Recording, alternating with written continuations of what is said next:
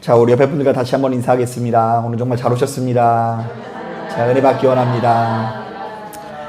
예, 감사합니다. 이 궂은 날씨 가운데도 불구하고 이제 꽤 날씨가 추워졌는데요. 그럼에도 불구하고 하나님을 사랑하는 마음을 가지고 이 자리에 나오신 여러분들의 심령 가운데에 주께서 허락하시는 평안과 기쁨이 함께 하시기를 주님의 이름으로 축복합니다. 자, 우리는 지난 시간 예수 믿는 우리들이 영적인 전투에서 승리하기 위해서 반드시 갖춰야 되는 두 가지 덕목을 살펴보았는데요. 자, 먼저 첫 번째로 진리의 허리띠와 의의 호신경으로 무장해야 된다는 걸 배웠습니다. 자, 그러니까 이제 무엇이 영원한 가치이고 무엇이 허망한 것인지를 분별할 수 있어야 된다는 것이죠.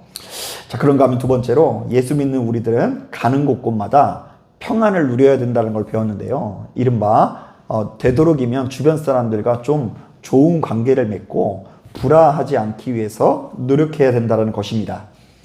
자, 이번 시간에는 그 뒤를 이어서 몇 가지 덕목을 조금 더 살펴보려고 하는데요. 자, 먼저 우리 다 같이 16절 말씀 같이 한번 읽어보도록 하겠습니다. 시작.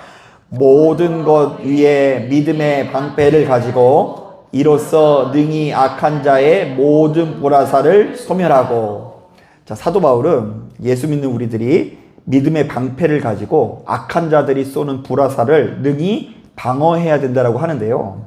자, 이때 이 믿음이라는 말은 신뢰라는 의미로서 우리를 구원하시는 예수 그리스도를 향한 신뢰이자 하나님의 말씀에 대한 신뢰 내지는 진리에 대한 신뢰라고 할 수 있습니다. 자, 그러니까 예수 믿는 우리들은요, 구원의 능력을 가슴 깊이 신뢰하고 믿을 때에 원수 마귀의 공격을 능히 이겨낼 수 있다라는 이야기인 것이죠. 자, 우리 한번 따라해 보겠습니다. 나는 하나님을 신뢰합니다. 예, 우리가 이 욥기서를 보면 바로 이것을 잘 알 수 있는데요. 자, 어느 날 그 믿음의 사람 욥에게 그야말로 하룻밤 만에 아주 끔찍한 재앙이 내려지게 됩니다. 자, 재앙이 며칠 만에 왔다고요? 하루 만에 어떤 재앙이 왔는지 들어보세요. 자, 일단 스바 사람들이 욥의 거주지에 쳐들어와서 그가 가진 소와 나귀들을 수천 마리를 몰살시키고요. 게다가 갑자기 하늘에서 불이 떨어져 가지고 그 집에서 일하는 모든 종들이 죽음을 당하게 됩니다. 자, 계속해서 갈대아 사람들이 쳐들어와서 낙타를 죽이고요. 자, 그리고 결정적으로 큰 태풍이 불어 집이 무너지는 바람에 욥의 자녀들이 모조리 죽게 되었다고 합니다. 자, 이 모든 일이 며칠 만에 일어났다고요? 하루 만에 일어난 거예요. 자, 그럼에도 불구하고 욥은 좀처럼 흔들리지 않고 이렇게 고백합니다.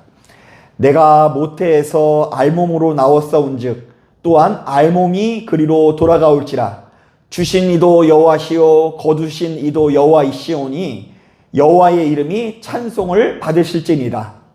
자, 어때요? 여러분들이 봤을 때는 욥이 흔들리는 것 같아요? 안 흔들리는 것 같아요? 안 흔들려요. 그는 바로 이런 황망한 상황 속에서도 하나님을 신뢰하면서 의지하는 자세를 취한다라는 것입니다. 자, 하지만 바로 이런 욥에게 여전히 고난이 끊어지지 않는데요. 자, 이제 다른 사람들이 이제 죽는 정도가 아니라 자신의 몸에 엄청난 질병이 찾아왔던 것 같아요. 욥의 발바닥부터 정수리까지 정체불명의 종기가 돋아났다고 하는데요. 자, 이것이 얼마나 고통스러운지 욥이 재 가운데 앉아서 질그릇 조각으로 몸을 긁었다라고 합니다. 자, 그런데 이게 힘들긴 힘들었나 봐요.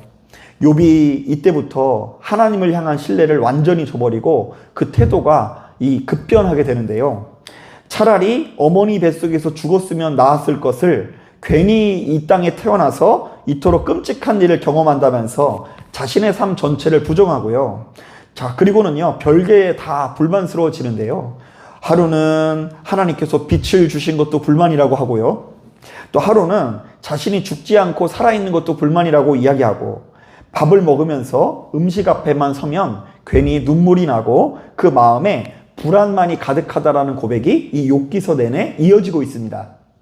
자, 그러니까 엄연히 따졌을 때 욥이 하나님을 끝까지 신뢰하고 의지할 때는 자신에게 닥쳐온 시련들을 능히 이겨냈고요. 하나님을 향한 신뢰를 잃어버릴 때에 원수 마귀의 공격에 노란하게 되었다라는 이야기인 것이죠. 자, 저는 목회하면서 바로 이와 비슷한 성도들을 굉장히 자주 목격했는데요. 자, 성도님들이 아무리 큰 환난을 당해도 그래도 하나님 아버지를 향한 신뢰를 가지고 있으면 능히 이겨내고요. 그렇지 않은 경우에는 사방으로 요동치는 것을 자주 목격하게 되는데요. 자, 예를 들면 이런 식이에요. 자, 한 권사님이 일평생 교회를 섬겨나가면서 교회를 이끌어갑니다. 자, 여러 가지 시련 앞에서 끝까지 기도하면서 하나님의 이름을 붙들면서 살아갑니다. 자, 그런데 이분이요, 그렇게 헌신함에도 불구하고 그 가정에 큰 불행이 찾아오는데요. 그분의 자녀분이 갑자기 자살을 해버리는 바람에 이제 장례까지 치른 이후에 이 권사님이 이 신앙의 열기를 신앙의 그 끈을 붙들지 못하는 거예요. 자, 내가 이렇게 예수 믿어봤자 무슨 소용이 있냐면서 차라리 먼저 떠난 자녀와 함께 지옥에 가겠다라고 고백을 하면서 이 다시금 믿음의 길로 돌아오지 않는 것을 본 적이 있어요. 자, 그리고 어떤 분 같은 경우에도 주님께서 주신 축복을 기대하면서 일평생 주를 섬겼음에도 불구하고 자신의 삶 가운데 그 어떤 열매도 보이지 않을 때 어느 순간이 되면 신앙의 끈을 놓아버리는데요. 자, 내가 이렇게 신앙생활 해봤자 무슨 소용이 있냐면서 다시는 교회에 나가기 싫다는 이야기입니다. 자, 이것은 이 정도의 차이는 있지만 저도 역시 마찬가지인데요.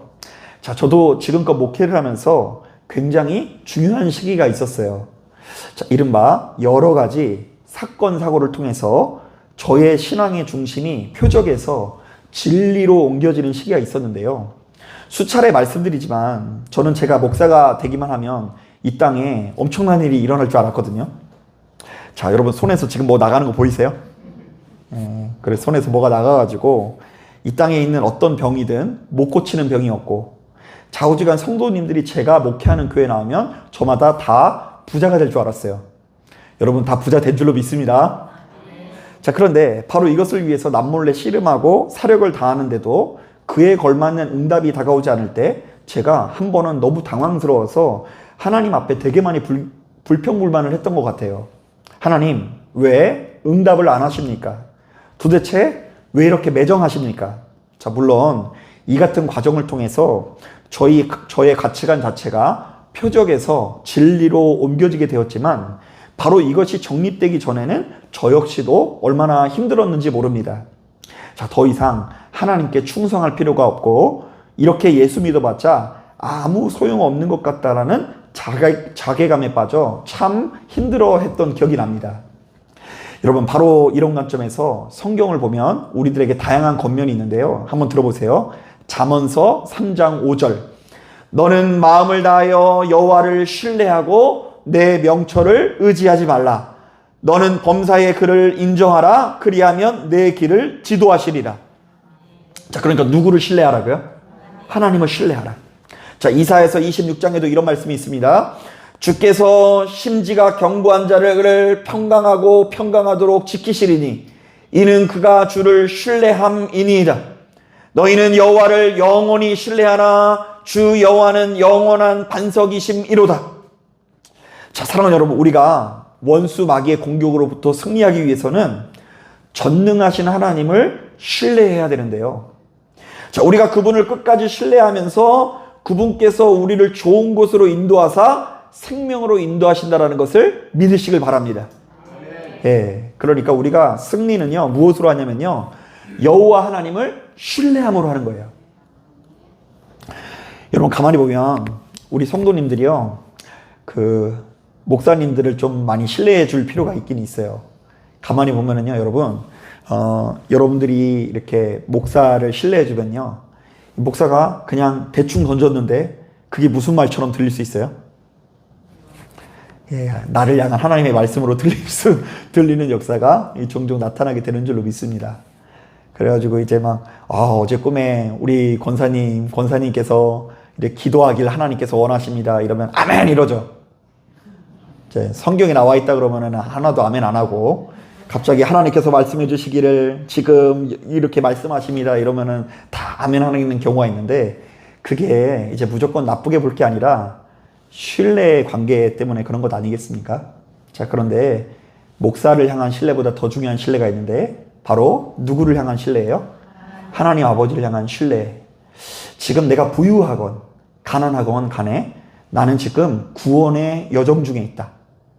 자, 내가 가난한 것도 구원받기 위해서 필요한 과정이고, 내가 부유한 것도 구원받는 과정에서 필요한 과정이고, 이 모든 아버지 하나님을 향한 신뢰가 지금 내게 주어져 있는 여러 가지 역경과 고난과 괴로움을 능히 이기게 할 줄로 믿습니다. 자, 그런가 하면 17절을 보니까 예수 믿는 우리들은 성령의 검, 즉 하나님의 말씀을 가질 때에 원수 마귀로부터 승리할 수 있다고 하는데요. 자, 특이하게도 말씀은 본문에 등장하는 유일한 공격형 무기라는 것입니다. 자, 이 본문에 나오는 전신갑주 중에 유일하게 공격은 뭐밖에 없어요? 예, 하나님의 말씀밖에 없어요. 자, 이것을 어떻게 설명할까 고민하는 중에 제일 먼저 히브리서 4장 말씀이 생각나는데요. 자, 제가 한번 읽어볼게요.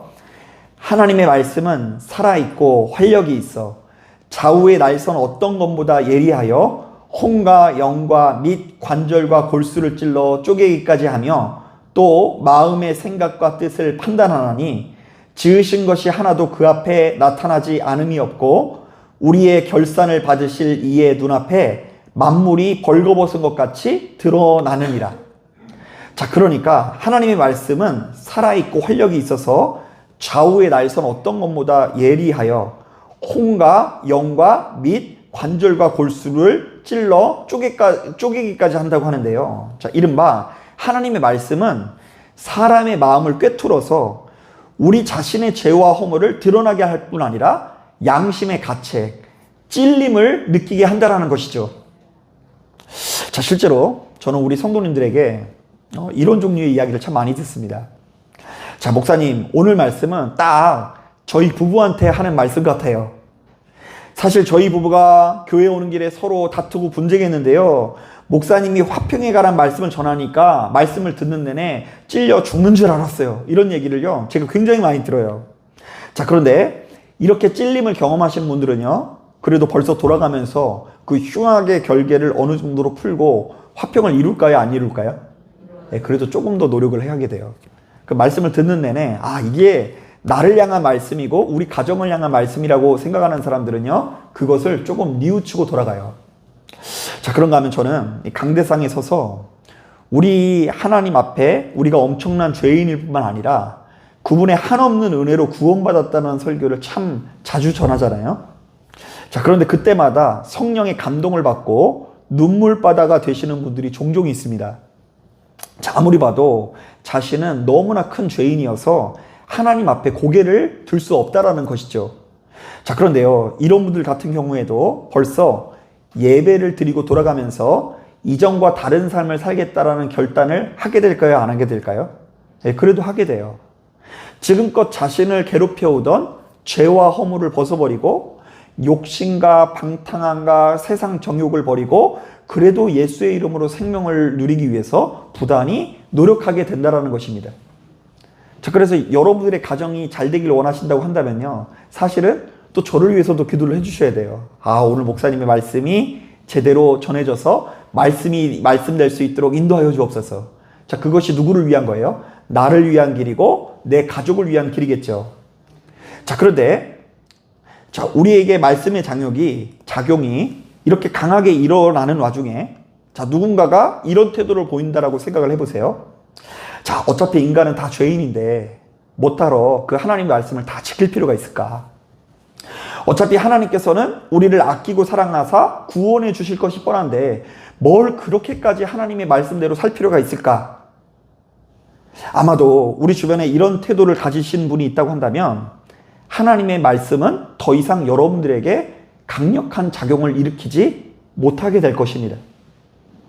자, 그리고 이런 사람들은 더 이상 참고 인내하면서 누군가와 화목한 삶을 살려고 노력을 할 필요가 있어요, 없어요? 없고요. 또한 이전까지 나를 지배해왔던 세상 즐거움과 방탕함과 정욕을 벗어버리기 위해서 그 어떤 노력도 하지 않게 될 것입니다. 그걸 버릴 필요가 없는 거예요. 그것을 물리칠 필요가 없고 더 이상 찔릴 필요도 없이 마냥 자유롭게 살아가기 마련인 것입니다. 자, 그렇기 때문에 예수 믿는 우리들은 그 무엇보다 하나님의 말씀에 붙들린 삶을 살아야 되는데요. 특히 히브리서 6장 기자는 이렇게 경고합니다. 하나님의 선한 말씀과 내생의 능력을 맛보고도 타락한 자들은 다시 새롭게 하여 회개하게 할 수 없나니 이는 그들이 하나님의 아들을 다시 십자가에 못 박아 드러내놓고 욕되게 함이라. 자, 이른바 한 번 말씀의 맛을 보고도 돌이키지 않는 자들은 다시금 회복할 수 없다고 하는데요. 왜냐하면 이들은 그 어떤 양심의 작용도 일어나지 않아서 하나님의 아들을 거리낌 없이 또다시 십자가에 못 박기 때문이라고 경고합니다. 자, 그러니까 우리가 원수마귀로부터 승리하기 위해서는 그 무엇보다 말씀이 말씀되어야 하고요. 또한 바로 그 말씀으로 원수마귀를 물리치는 경험을 누려야 한다라는 것입니다. 실제로 마태복음 4장을 보면 예수께서 광야에서 원수마귀를 무찌르는 장면이 나오죠. 예수께서 며칠을 금식하시죠. 40일간 금식하면서 이 원수마귀와 씨름하는데요. 자, 그런데 그때 주님의 입에서 나오는 모든 이야기들이 다 하나님의 말씀을 인용하는 말씀이에요. 자, 예를 들어 볼까요? 자, 먼저 마귀가 와서 이렇게 말합니다. 내가 하나님의 아들이거든 돌들로 떡덩이가 되게 하라. 좀 뽐내봐라. 뭐 이런 의미인 것 같아요. 자, 그랬더니 우리 주님께서 이렇게 말씀하시죠. 사람이 떡으로만 살 것이 아니요 하나님의 입으로부터 나오는 모든 말씀으로 살 것이라. 자, 그런데 이게요, 예수님께서 하신 말씀이 아니라 신명기 8장 3절 말씀을 주께서 인용하신 말씀이에요. 자, 그런데 그 뒤에 장면을 보면 더 놀라운 것이 있는데요. 자, 사탄이 말씀을 인용해서 예수님께 이렇게 공격해요. 내가 하나님의 아들이거든 뛰어내리라. 천사가 너를 받들어 보호하는 모습을 보이리라. 이거 시편 91편 11편 말씀을 누가 인용했다고요? 주님 아니에요. 사탄이 감히 시편 말씀을 인용하면서 네가 예수님이면 그 말씀 그대로 너 능력을 증명해 보이라고 말합니다. 자, 그랬더니 우리 예수님께서 신명기 6장 16절을 인용하면서 이렇게 말씀하십니다. 주 너의 하나님을 시험하지 말라. 자, 그리고 그 뒤에 보면요, 내가 엎드려 경배하면 천하 만국과 영광을 보이리라. 이렇게 사탄이 유혹하니까 예수께서 또다시 신명기 6장 13절 말씀을 인용하면서 이렇게 말씀하십니다. 사탄아 물러가라. 주 너의 하나님께 경배하고 다만 그를 섬기라. 자, 그러니까 여러분 이게 무슨 얘기냐면요, 그냥 예수님께서 하나님의 말씀을 인용하는 모습을 괜히 보여준 게 아니라요, 주님께서는 그의 입에서 하나님의 말씀이 떠나지 않는 삶을 사셨고 그 말씀의 권세 때문에 원수마귀의 공격을 능히 물리쳤다라는 이야기입니다. 자, 예수께서 무엇으로 물리치셨다고요? 말씀의 권세. 자, 그렇기 때문에 여러분 시간이 지날수록 우리가 무엇으로 무장해야 되냐면 하나님의 말씀으로 무장해야 될 줄로 믿습니다. 자, 하나님의 말씀으로 무장하는 것이 승리하는 것이고 원수 마귀의 공격으로부터 흔들리지 않는 비결인 줄로 믿습니다. 자, 그렇다면 여기까지의 내용을 지난 시간과 이번 시간까지 합해보면 이렇게 정리해 볼 수 있겠죠. 자, 우리가 원수 마귀의 공격으로부터 승리하기 위해서는 첫째, 진리로 무장해야 되고, 자, 둘째, 가는 곳마다 평화를 누려야 되고, 셋째, 주님을 신뢰해야 되고, 자, 네 번째, 하나님의 말씀을 가까이 해야 한다. 자, 그런데 이 모든 것들이 너무 복잡하게 느껴질 수 있으나 의외로 본문의 메시지는 너무나 간단한데요. 자, 우리 다 같이 18절 말씀 같이 한번 읽어보겠습니다. 18절 시작. 모든 기도와 간구를 하되 항상 성령 안에서 기도하고 이를 위하여 깨어 구하기를 항상 힘쓰며 여러 성도를 위하여 구하라. 쉽게 말하면 우리들이 늘상 깨어서 자기 자신을 지키기 위해서 노력하라는 것인데요. 이른바 우리가 늘상 깨어서 나 자신을 지키면 원수 마귀는 절대로 틈탈 수 없다라는 것입니다. 자, 그러니까 여러분 지금 교회를 다니면서 오해하지 말아야 되는 것이 있어요. 여러분 생각보다 많은 분들이 그 마귀의 역사를 좀 혼란스러워 하시는 경우가 많은데요. 여러분 무속에서는요, 우리나라 전통 신앙에서는요, 물가라든지 공동묘지 같은데 귀신의 역사가 세다고 하는 거 아세요? 그래서 이제 제가 어렸을 때 그런 얘기 들었는데 뭐냐면요, 학교에 귀신이 되게 많대요. 왜냐면 학교는 다 그 공동묘지를 다 학교로 만들었다면서요. 그래서 막 귀신이 많다고 하더라고요. 자, 그런데 특별한 시간대에 더 귀신의 역사가 세다고 하는데요. 그곳에 좀 물가라든지 이런 데에 낮에는 귀신이 없는데 밤만 되면 음기가 가득해가지고 귀신이 많대요. 뭐 그것이 이제 그 세상에서 생각하는 귀신의 역사예요. 또한 무속에서는요, 우리의 인생이 뭔가 잘 안 풀린다거나 기륭화복에 문제가 생기면 귀신의 방해질로 생각하면서 그것을 물리치기 위해서 노력하지 않습니까? 막 무당을 부르기도 하고 구슬하기도 하고 뭐 그런 종류의 행동들을 합니다. 자, 여러분, 그러나 예수 믿는 우리들이 추구해야 되는 영적 싸움은요, 참 재미없게 느껴질 수 있지만 오로지 자기 자신을 지키는 것을 의미합니다. 자, 그러니까 물가에 귀신이 많고 교회에는 귀신이 없고 이런 게 아니라 어디에나 나를 지키지 못하면 내가 가는 곳곳마다 귀신이 따라온다, 안 따라온다? 네, 따라온다. 교회 안에서도 지금 예배드리면서 지금 세상 가운데 있는 그 더러운 마음들을 없애지 못하면 지금 나는 원수 마귀와 같은 모습을 하고 있을 수도 있어요. 자, 이른바 내가 머리부터 발끝까지 진리로 무장하고 평화로 무장하고 주님을 끝까지 신뢰하면서 하나님의 말씀을 붙들어야 생명을 누리고요. 그렇지 않을 경우에는 원수 마귀의 공격 가운데 그것에 놀아나는 인생을 살아갈 수밖에 없다는 것이죠. 자, 그러니까 성경의 세계관에 의하면 원수 마귀보다 더 무섭고 더러운 존재가 누군지 아세요? 바로 나 자신이에요. 그러니까 내가 은혜를 잃어버리면 내가 사탄처럼 변하는 것이 순식간에 일어날 수 있다는 경고를 하는 거예요. 자, 그러니까 본문에 나와 있는 말씀은 어떤 면에서 원수 마귀를 이기라는 말씀인 동시에 누구를 지키라는 거예요? 나 자신의 생명을 지키기 위해서 이런 것들이 필요하다라고 제시하는 말씀이기도 한 거예요. 자, 사랑하는 여러분, 바로 이 사실을 깨닫고 그 무엇보다 내 자신과 내 자신의 마음을 잘 지키시고 날마다 우리에게 찾아오는 영적 전투에서 승리를 누리시는 저와 여러분들이 되기를 주님의 이름으로 축복합니다. 자, 기도하겠습니다.